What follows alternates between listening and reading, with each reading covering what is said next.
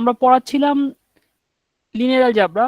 Linear algebra এখন পর্যন্ত কি কি পড়ানো হয়েছে সেই বিষয়গুলো নিয়ে একটু তোমাদের সাথে আগে আলোচনা করে নিই, তারপরে আজকে ক্লাস শুরু করি। লিনিয়ার অ্যালজেব্রা পড়ানোর জন্য আমরা যে বইটা ইউজ করতেছিলাম সেই বইটা হচ্ছে contemporary linear algebra. Contemporary linear algebra এই বই থেকে আমরা পড়াচ্ছিলাম হাওয়ার্ড অ্যান্টনের। এখান থেকেই ম্যাথ প্র্যাকটিস করতে বলা হয়েছে এবং এখান থেকেই তোমরা সব ম্যাথ করবো। আর তোমাদের সুবিধার জন্য আমি আমার একটা লেকচার বিভিন্ন বই থেকে এখানে প্রথম কয়েকটা লেকচারের জন্য দেওয়া হয়েছে। এই লেকচারটা পড়ানো শেষ আমার। এখান থেকে কি পড়ানো হয়েছে সেটা একটু মনে করাই দেই। প্রথমে লিনিয়ার ইকুয়েশন, লিনিয়ার অ্যালজেব্রা পড়াচ্ছি। লিনিয়ার ইকুয়েশন এবং নন লিনিয়ার ইকুয়েশন, এদের মাঝে ডিফারেন্স এবং এদের কিছু এক্সাম্পল দেখানো হয়েছে। হোমোজেনিয়াস, নন হোমোজেনিয়াস এবং সিস্টেম অফ লিনিয়ার ইকুয়েশন, এই বিষয়গুলো নিয়ে আলোচনা করা হয়েছে। Augmented matrix, echelon matrix, reduced echelon matrix এবং কিভাবে আমরা ইচেলন ম্যাট্রিক্স তৈরি করতে পারি অথবা রিডিউসড ইচেলন ফর্ম করতে পারি, এই বিষয়গুলো নিয়ে আলোচনা করা হয়েছে। যদি কোনো ম্যাট্রিক্সের দুটো কন্ডিশন স্যাটিসফাই করে তাহলে সেই ম্যাট্রিক্সকে আমরা বলি সেই ম্যাট্রিক্স ইচেলন ফর্মে থাকবে। আর এই দুটো কন্ডিশনের সাথে আরো এডিশনাল যে দুটো কন্ডিশন স্যাটিসফাই করে তাহলে তাকে আমরা বলবো সেই ম্যাট্রিক্সটা হবে রিডিউস রো ইচেলন ফর্ম বা ক্যানোনিক্যাল ফর্ম। এর পরবর্তীতে এই লেকচারটা শেষ করার পর আমরা একটা সিস্টেমের সলিউশন নিয়ে আলোচনা করলাম, যে একটা সিস্টেমকে আমরা কিভাবে সলভ করতে পারি। লিনিয়ার ইকুয়েশনের সলিউশন বা সিস্টেমের সলিউশন, একটা সিস্টেমের সলিউশন বলতে আমরা যেটা বুঝি সেই সিস্টেমের আননোনগুলোর ভ্যালু বের করা। আননোনগুলোর ভ্যালু বের করবো এবং সেই ভ্যালুগুলা বের করার জন্য আমরা ইচেলন ম্যাট্রিক্স অথবা রিডিউস ইচেলন ফর্ম এই টেকনিকটা অ্যাপ্লাই করা এখানে করে দেখানো হয়েছে। একটা সিস্টেমের তিন টাইপের সলিউশন থাকতে পারে। যদি সিস্টেমের সলিউশন থাকে সেই সিস্টেমকে আমরা বলি কনসিস্টেন্ট সিস্টেম। আর কনসিস্টেন্ট সিস্টেমের সলিউশন দুই রকম হতে পারে, unique solution or more than one solution বা ইনফাইনাইট নাম্বার অফ সলিউশন বা প্যারামেট্রিক সলিউশন। আর ইনকনসিস্টেন্ট সিস্টেমের সাধারণত সলিউশন থাকে না, সলিউশন আমরা বের করতে পারি না। দেখো, কনসিস্টেন্ট সিস্টেমের মধ্যে ইউনিক সলিউশন নিয়ে আলোচনা করা হয়েছিল। এখানে কিছু ম্যাথ দেখানো হয়েছিল, দুইভাবে ম্যাথ দেখানো হয়েছিল, দুটা মেথড নিয়ে আলোচনা করা হয়েছিল। একটা হচ্ছে Gaussian elimination method. Gaussian elimination method দিয়ে যদি আমরা কোনো ম্যাথ সলভ করি তাহলে আমাদের ম্যাথে শুধু ইচেলন ফর্ম করেই ম্যাথটা করলে চলবে, এই পর্যন্ত ম্যাথ করে ম্যাথটা শেষ করতে পারলেই চলবে। অথবা যদি বলা হয় ডিফারেন্ট একটা procedure, Gauss Jordan elimination method apply করে করবে, তখন আমাদের সেই ম্যাথটাকে রিডিউস রো ইচেলন ফর্মে কনভার্ট করে ম্যাথ করতে হবে। এরপরের ক্লাসে মানে গত লেকচারে আমরা ইনফাইনাইট সলিউশন নিয়ে আলোচনা করেছিলাম, যে একটা সিস্টেমে সাধারণত ইচেলন ফর্ম করার সময় যদি কখনো সিস্টেমটা তার ইকুয়েশন রিডিউস করে, মানে ইচেলন ফর্মে নেওয়ার পর অথবা রিডিউস টু ইচেলন ফর্মে নেওয়ার পর সেই সিস্টেমে যদি নাম্বার অফ ইকুয়েশন আর নাম্বার অফ ভেরিয়েবলের মধ্যে ডিফারেন্স পাওয়া যায় তাহলে সেই ডিফারেন্সটা হচ্ছে ইন্ডিপেন্ডেন্ট ভেরিয়েবল। আর সেই ডিফারেন্সটা যে ভেরিয়েবল থাকে, যেই ভেরিয়েবলটা লিডিং ভেরিয়েবল নাম, সেই ভেরিয়েবল আমরা কি করি, সেই ভেরিয়েবলকে আমরা সাধারণত অন্য কোনো প্যারামিটার ধরে নেই, যে প্যারামিটার রিয়েল নাম্বার। এই ধরনের সলিউশনে আমরা মোর দেন ওয়ান সলিউশন পাই অথবা ইনফাইনাইট নাম্বার অফ সলিউশন পাই, বা এই সলিউশনকে জেনারেল সলিউশন বা প্যারামেট্রিক সলিউশনও বলা হয়। এরপরে দেখানো হয়েছিল একটা সিস্টেমে কখন সলিউশন থাকে না। একটা সিস্টেমের সলিউশন থাকে না যখন সিস্টেমের মধ্যে কোনো ইকুয়েশনে আমরা 0 = কোনো ডিজিট পাই, সংখ্যা পাই, 0 = 3 বা কোনো সংখ্যা পেয়ে থাকি। এই ধরনের সিচুয়েশনে আমরা কি করতে পারি দেখি, আমরা বলি সিস্টেমটা ইনকনসিস্টেন্ট, এই সিস্টেমটা সলিউশন বের করা সম্ভব না, আমরা বলি সিস্টেমের কোনো সলিউশন নাই। এই বিষয়গুলা এর আগের লেকচারে পড়ানো শেষ হয়েছে। আজকের ক্লাসে আমরা শিখব homogeneous system of linear equation. Homogeneous system of linear equation বলতে আমরা কি বুঝি, যে একটা সিস্টেমের সবগুলো ইকুয়েশন হোমোজেনিয়াস হবে। For example, x minus 2y plus Z is equal to 0, minus 2x plus y minus thrice z is equal to 0, 2x minus 4y plus 2z is equal to 0। দেখো এই সিস্টেমের সবগুলো ইকুয়েশন কি equation?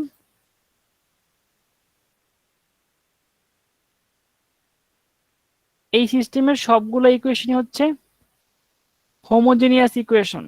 এই জন্য এটা হচ্ছে homogeneous system of linear equation. Homogeneous system of linear equation. আর homogeneous system of linear equation এর সলিউশন সব সময় থাকবে। এই সিস্টেমের কখনো সলিউশনটা ইনকনসিস্টেন্ট হবে না, মানে 100% সিচুয়েশনে তোমরা এর সলিউশন বের করতে পারবা। দেখো, এর একটা সলিউশন, ইউনিক সলিউশন সব সময় পাওয়া যাবে, সেটা হচ্ছে জিরো জিরো সলিউশন, যেটাকে আমরা বলি ট্রিভিয়াল সলিউশন বা জিরো সলিউশন।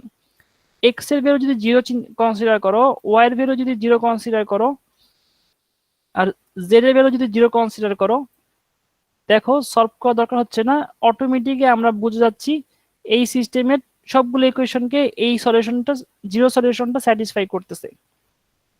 নন হোমোজেনিয়াস সিস্টেমের ক্ষেত্রে এই জিরো সলিউশনটা স্যাটিসফাই করবে না। হোমোজেনিয়াস সিস্টেমের ক্ষেত্রে এই সলিউশনটা স্যাটিসফাই করবে।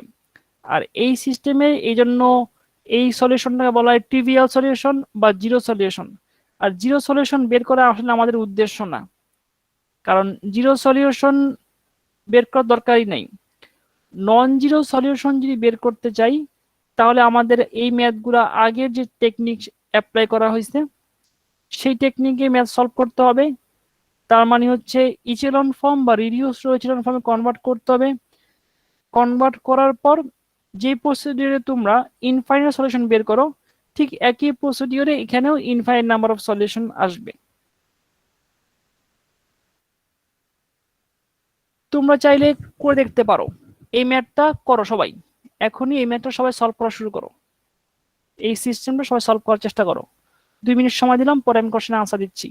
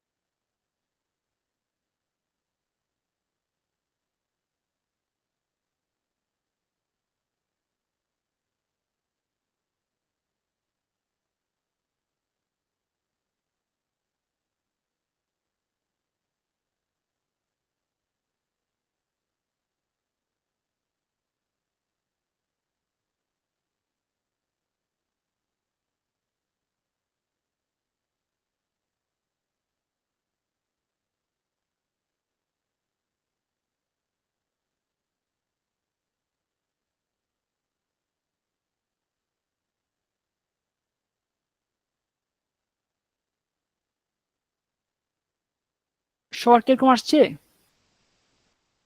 জি স্যার। যে এই সিস্টেমটার ইকুইভ্যালেন্ট সিস্টেমটা এখন লেখো। কি পাবো আমরা? X minus 2y plus Z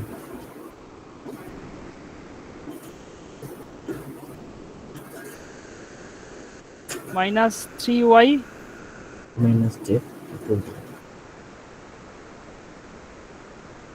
এখন বলো তো এই সিস্টেমে ইকুয়েশন কয়টা? দুইটা স্যার। আননোন। আননোন তিনটা স্যার। তাহলে ইনডিফিনিট ভেরিয়েবল কয়টা হবে?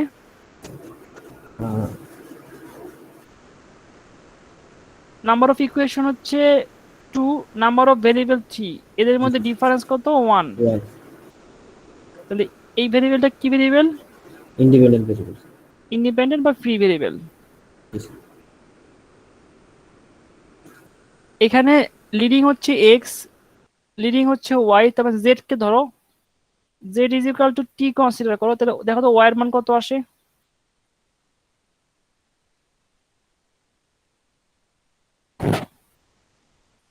Minus t/3।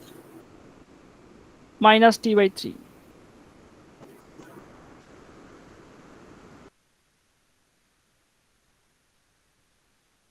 দেখো তো এক্স এর ভ্যালু কত আসে?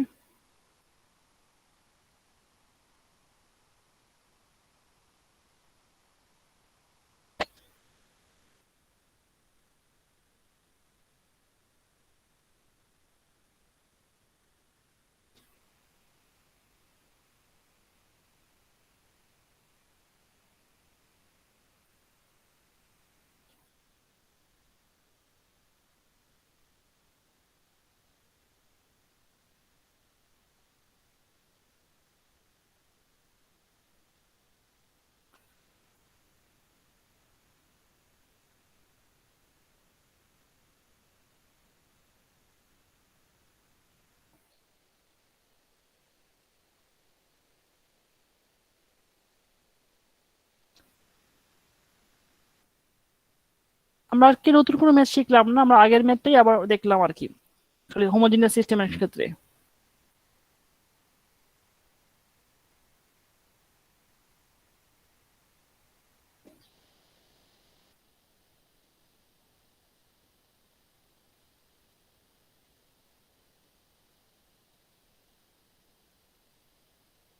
কারো কোনো কোশ্চেন আছে?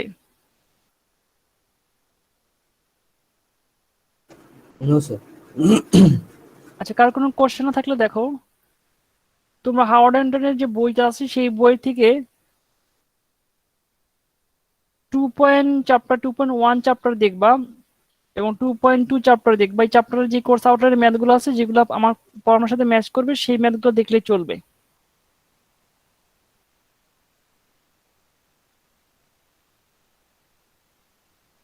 এখান থেকে 7 নাম্বার ম্যাথটা করবা,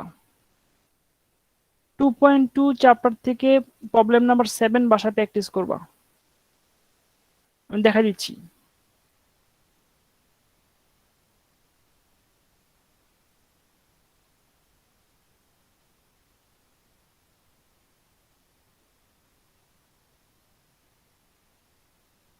সবাই কি দেখতে পাচ্ছ?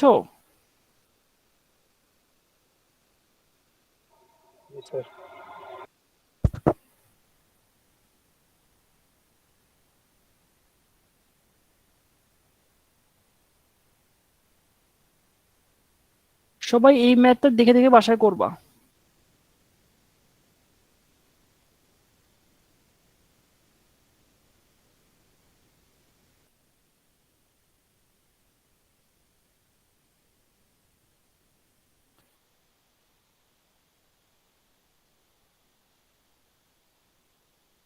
আজকের ক্লাসে আমরা চ্যাপ্টার 3 থেকে শুরু করব, ম্যাট্রিক্স।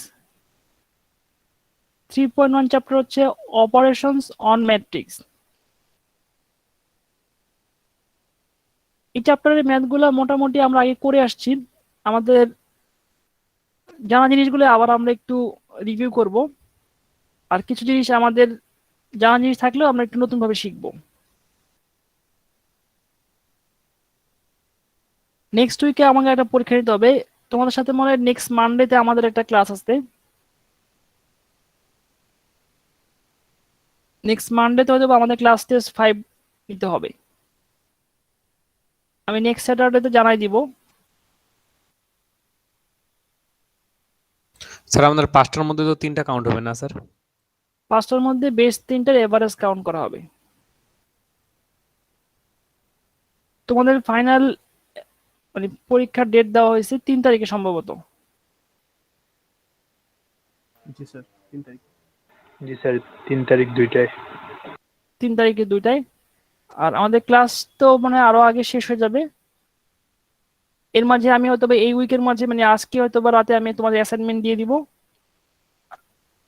অ্যাসাইনমেন্ট নাম্বার 2টা দিয়ে দিব আর কি।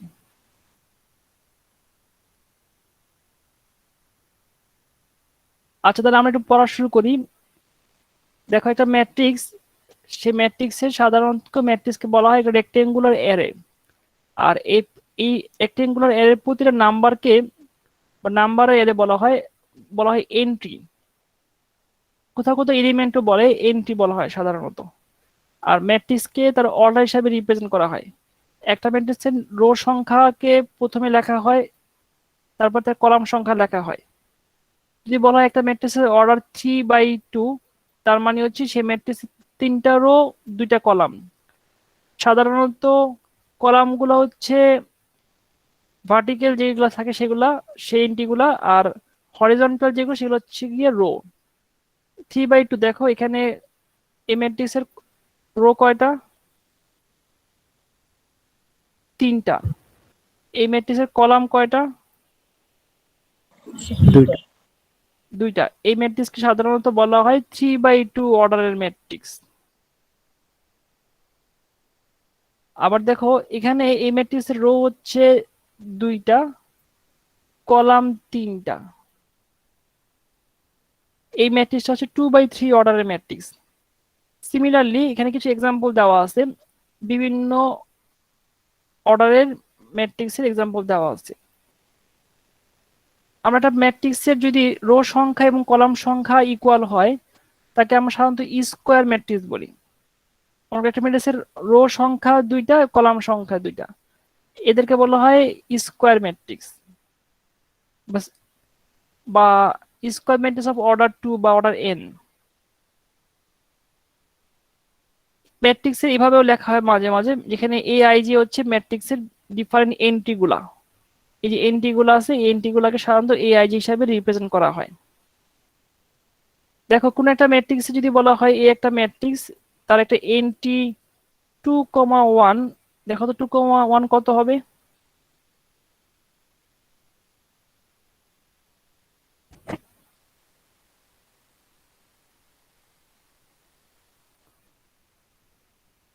দুই number rho 1 number column, 2 number rho sir 1 7। Number column,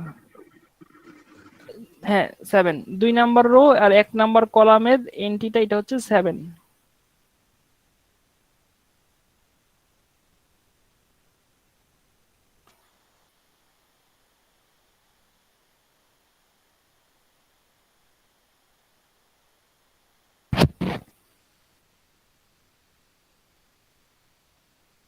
দুটা ম্যাট্রিক্সকে যদি তুমি ইকুয়াল করতে চাও তাহলে তোমার করসপন্ডিং এন্ট্রিগুলা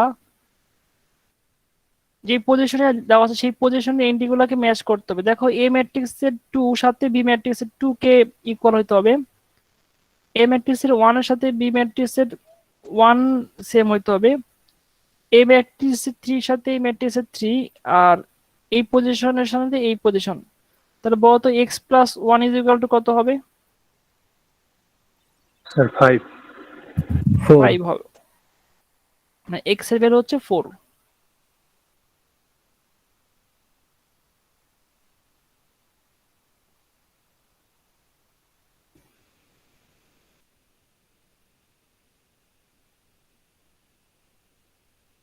আর ম্যাট্রিক্সের এডিশন বা সাবট্রাকশনের জন্য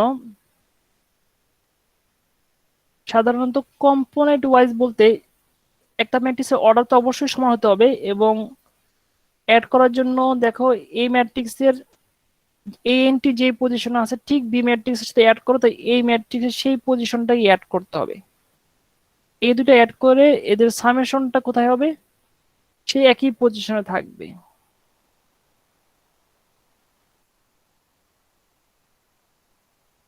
সিমিলারলি সবগুলোর ক্ষেত্রে একই ঘটনা ঘটবে, মাইনাসের ক্ষেত্রে একই হবে।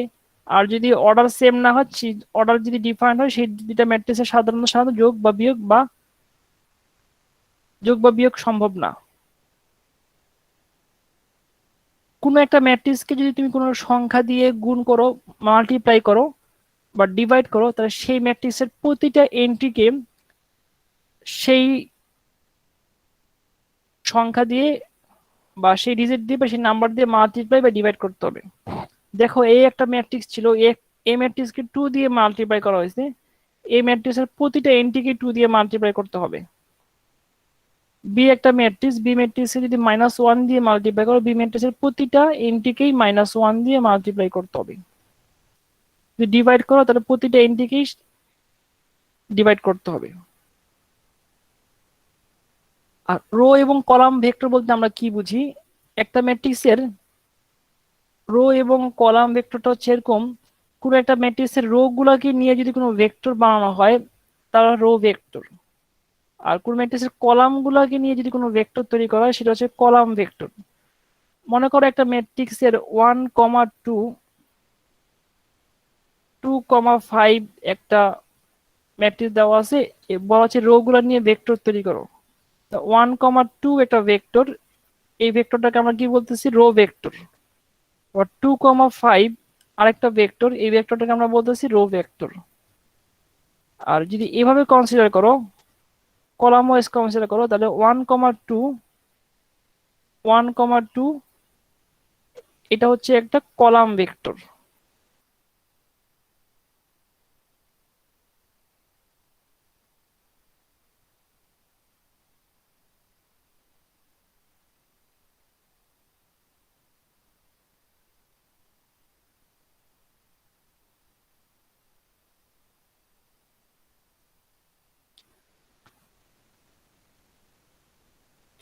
আচ্ছা দেখো, দুটা ম্যাট্রিক্সের মাল্টিপ্লিকেশনটা একটু ইম্পর্টেন্ট। দুটা ম্যাট্রিক্সের মাল্টিপ্লিকেশনের সময় সবসময় খেয়াল রাখতে হবে যে তাদের অর্ডারের মধ্যে কিছু জিনিস মিল থাকতে হবে।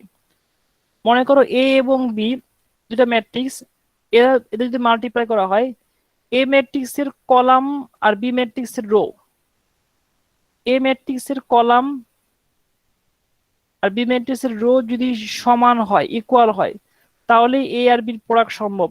আর এই প্রোডাক্টের আউটকাম কি আসবে? এ ম্যাট্রিক্সের রো আর বি ম্যাট্রিক্সের কলাম এই অর্ডার হবে। আচ্ছা তাহলে বলো তো, এখানে এ ম্যাট্রিক্সের অর্ডার কত? 2 sir. 2 sir 2 into 4। 2/3 অর্ডার হচ্ছে এ ম্যাট্রিক্সের। আর বি ম্যাট্রিক্স, হ্যাঁ, আর বি ম্যাট্রিক্সের অর্ডার so 4/3. 3/4 আগে রো পরে কলাম, আগে রো পরে mn এই দুটা কি সমান?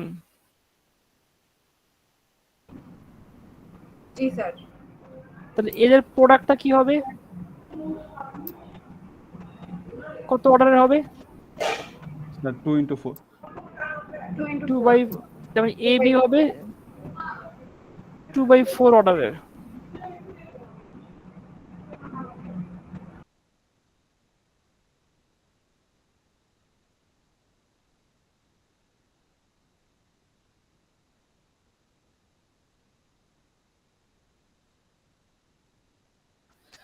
আচ্ছা দেখো, ম্যাট্রিক্সের সাধারণত যে মাল্টিপ্লিকেশনটা আমরা করে থাকি, বইয়ের মধ্যে না করলেও চলবে,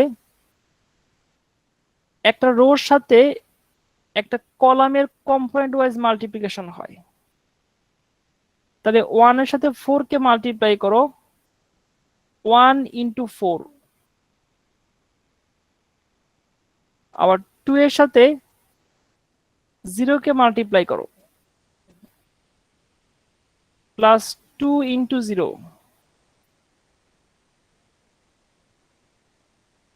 আর 4 এর সাথে 2 কে মাল্টিপ্লাই করো, +4 into স্যার 2। ফার্স্ট রো এর সাথে স্যার প্রতিটা কলামের গুণ হবে না, প্রতিটা কলামের, হ্যাঁ, আর যোগ হবে সাথে। সাথে অ্যাড করতে হবে, হ্যাঁ। আর 4 এর সাথে 2 মাল্টিপ্লাই করলে কত হচ্ছে দেখো তো সবগুলো স্যার 12 হয়। করলে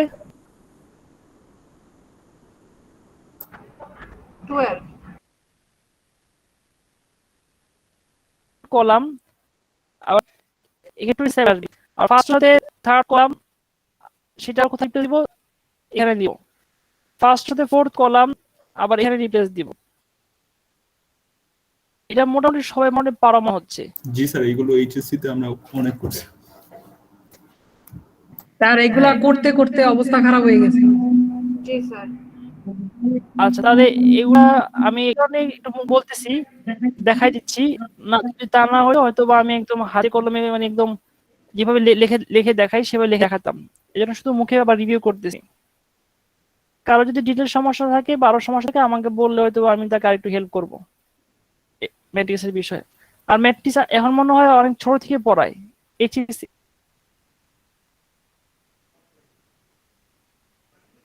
এসএসসি লেভেল থেকে পড়ায় মনে হয়। ইংলিশ মিডিয়াম তারা মানে আরো আগে পড়ে, আমি যতটুকু জানি এই ও লেভেল থেকে তারা পড়ে। আর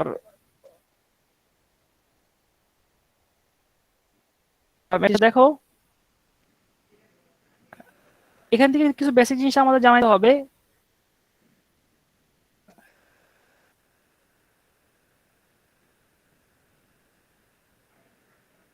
ট্রান্সপোজ অফ এ ম্যাট্রিক্স, একটা ম্যাট্রিক্সের রো গুলাকে যদি কলামে কনভার্ট করো আর কলাম গুলাকে যদি রোতে কনভার্ট করো, তাহলে যে ম্যাট্রিক্সটা পাওয়া যাবে সেই ম্যাট্রিক্সটাকে বলা হবে ট্রান্সপোজ ম্যাট্রিক্স। মানে একটা ম্যাট্রিক্সের রো গুলা কলামে চলে যাবে, কলাম গুলা রোতে চলে যাবে। এখানে দেখো এ ম্যাট্রিক্স এবং এ ট্রান্সপোজ, এ ম্যাট্রিক্সে যেটা রো ছিল এ ট্রান্সপোজে সেটা কি হয়ে গেছে, স্যার কলামে চলে কলাম গেছে। হয়ে গেছে। স্যার এটা ক্রেবাস নির্ণয় করার সময় এটা করতে হয় স্যার ম্যাপ। হ্যাঁ আমরা আস্তে আস্তে যাবো ওইদিকে।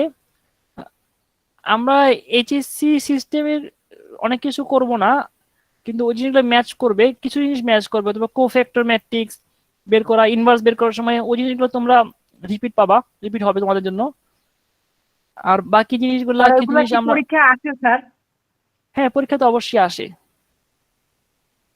পরীক্ষা আসে। এখন তো পরীক্ষার সিলেবাস ছোট, 25 নম্বরের পরীক্ষা, কোশ্চেন করার তো জায়গা কম, এই জন্য সব সব কোশ্চেন তো পরীক্ষা দেওয়া যায় না। কিন্তু যখন নর্মালি অফলাইনে পরীক্ষা হয় তখন তো পরীক্ষায় কোশ্চেনগুলো থাকে, ক্লাস টেস্ট থাকে, তারপরে অ্যাসাইনমেন্ট থাকে, অথবা কোথাও না কোথাও থাকে।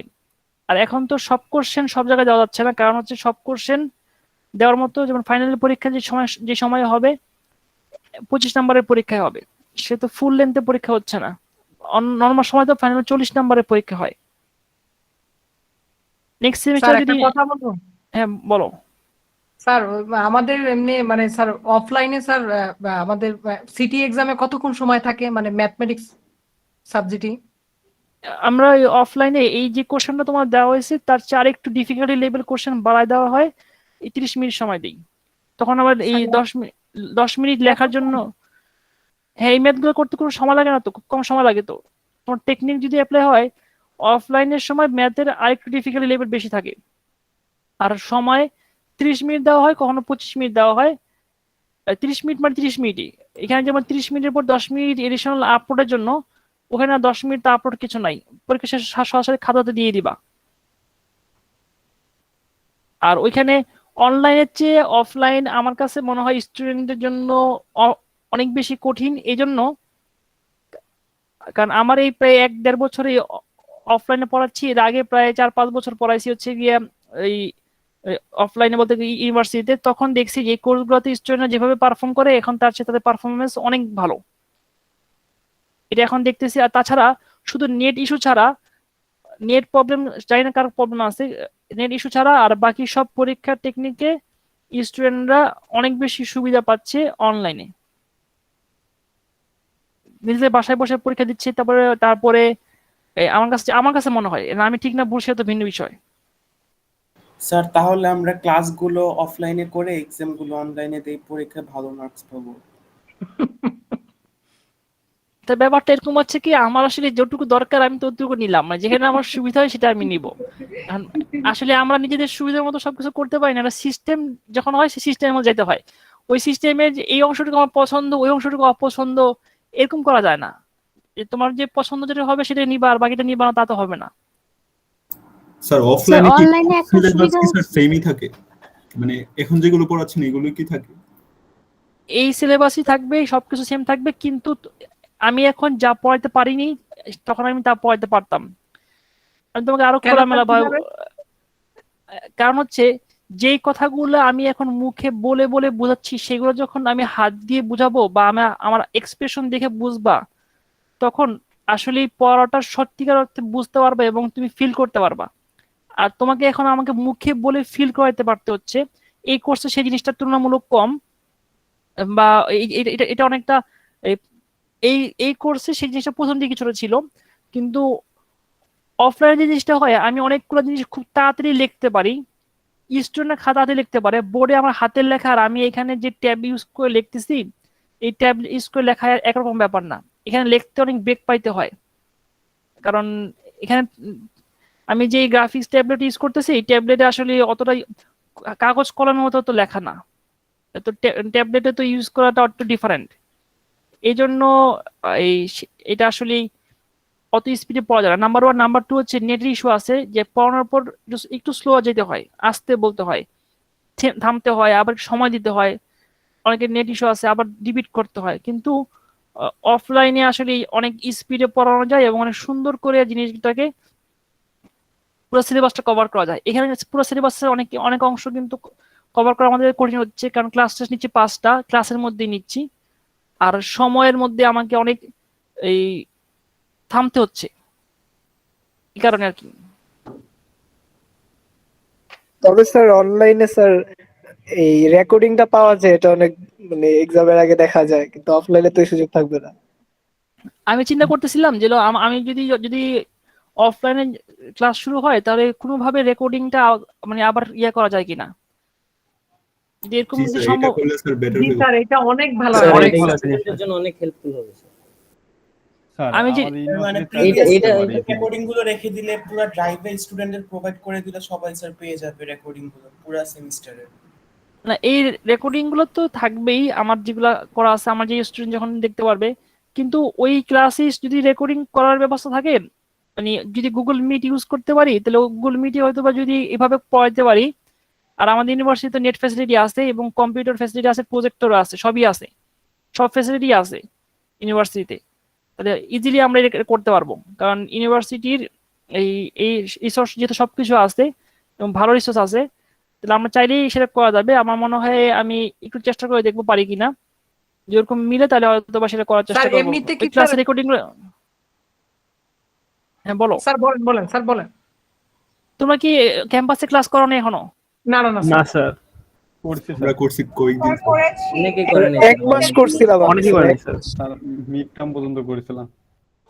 ও আচ্ছা, তাহলে তো তোমাদের জন্য নতুন এক্সপিরিয়েন্স তাহলে সেটা।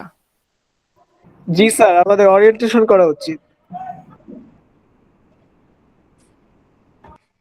করবে হয়তো ইউনিভার্সিটি, অনেক ইউনিভার্সিটি করতেছে তো। হ্যাঁ, কে জানি কোশ্চেন করেছিল বল। জি স্যার। স্যার আপনি কি অফলাইনে স্যার আপনি শিট টিট দেন, মানে ম্যাথ করার, মানে ম্যাথ করানো যেগুলা? শোনো, শীট প্রজেক্ট এগুলো হচ্ছে আগেই বাজিয়ে আমার কাছে, কারণ কি শীট দিলে হয় কি স্টুডেন্টরা ওই শীট, আর যে আমি পড়াই আমি খেয়াল করে দেখছি আমি যখন প্রজেক্টর দিয়ে পড়াই বা শীট দিয়ে পড়াই, তখন যে জিনিসটা হয় তখন অটোমেটিক স্টুডেন্টের এবং আমার নিজেরও পড়ার মধ্যে একটা ফাঁকিবাজি চলে আসে। ফাঁকিবাজি এরকম যে এই শীটে তো ম্যাথে করা আছে, ফুল করলাম না, তোমরা তাহলে এই বাকি দেখে নাও, এরকম এরকম হয়। এতে হয় কি যে একদিনে 2 দিন ক্লাস পরে একদিনে পড়া শেষ হয়ে যায়, মানে পড়ার সিলেবাস খুব তাড়াতাড়ি শেষ হয়ে যায়, কিন্তু দেখা যাচ্ছে দিন শেষে স্টুডেন্টরা যেটা দেয় যে আমি কি পড়লাম সে মাথায় কিছু নাই। কিন্তু ম্যাথ আসলে নিয়ম হচ্ছে কি ম্যাথ প্রতিটা জিনিস লিখতে হবে, ম্যাথ প্রতিটা করে দিতে হবে, লিখে দিতে হবে। আর শীট দিয়ে দিলে স্টুডেন্টরা যেটা হবে তারা খুব কমফোর্টে থাকবে, আমি আরো কমফোর্টে থাকবো। আমি এত কমফোর্টে থাকবো যে আমি শুধু বলবো যে এই দেখো প্রজেক্টর, এইটা ম্যাথ, এইটা শীট, এটা এভাবে করে নিবে, এটা করে নিবে, শুধু বলবো, স্টুডেন্ট মনে করবে কি সহজ জিনিস। কিন্তু বিপদ কখন হবে, যখন পরীক্ষা আসবে তখন দেখবে কি সবকিছু অনেক বড় সিলেবাস, অনেক কিছু পড়ায় ফেলছি, বা স্টুডেন্ট অনেক কিছু এই জিনিসগুলো আমি দেখছি অতীতে। এই জন্য আমি সাধারণত শীট দেওয়াটা পছন্দ করি না। আমি যেটা পড়াবো এটা খাতায় মানে আমি নর্মালি লেখা দিই। এখানে আমি চেষ্টা করি যে যেটা পড়াবো সেটা লিখে দিব, শীট দিতে গেলে দিব।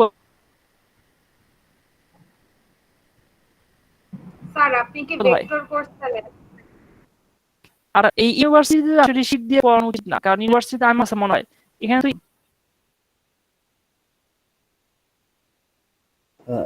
এবার তিন সেশন নিচ্ছি আর ইয়া নিচ্ছি আর কি, তোমার নিচ্ছি আর কি। আচ্ছা, আমাদের এই চ্যাপ্টার মোটামুটি স্যার আপনি শেষ। প্রায়োরিটি নেন না এই কেন? চ্যাপ্টারে এই যা যা পড়ানো হয়েছে এটুকু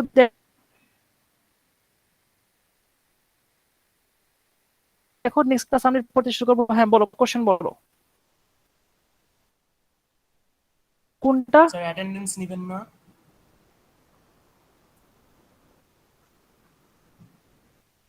শেষ করে নিচ্ছি। স্যার অ্যাটেন্ডেন্স নেবেন কিনা জিজ্ঞেস করছে।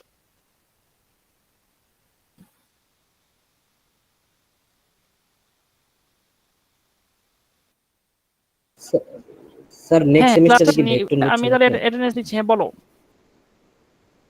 নেক্সট এটা এখন সেমিস্টারে কি বলা আপনি খুব কঠিন ভেক্টর ব্যাপার, নিচ্ছেন স্যার? কারণ হচ্ছে কি এটা এখন বলা খুব কঠিন ব্যাপার। আর আমি যদি নাও নেই, তা তোমাদের যদি কারো কোনো প্রবলেম হয় তাহলে যে কোনো সময়, যদি এখন অনলাইন অফলাইনে হয় তাহলে আমার কাছে আসলে আমি তাদেরকে হেল্প করব। আর কারো যদি আমার প্রিভিয়াস লেকচার দরকার হয় গুগল ড্রাইভে তাকে আমি দিয়ে দিব। Thank you so much sir. আজ তাহলে আমরা স্যার আমার হচ্ছে এখন একটা এক্সাম আছে স্যার, আমি একটু যেতে পারি স্যার? হ্যাঁ হ্যাঁ হ্যাঁ হ্যাঁ অবশ্যই যেতে পারো, আমি এটা শেষ করে দিচ্ছি।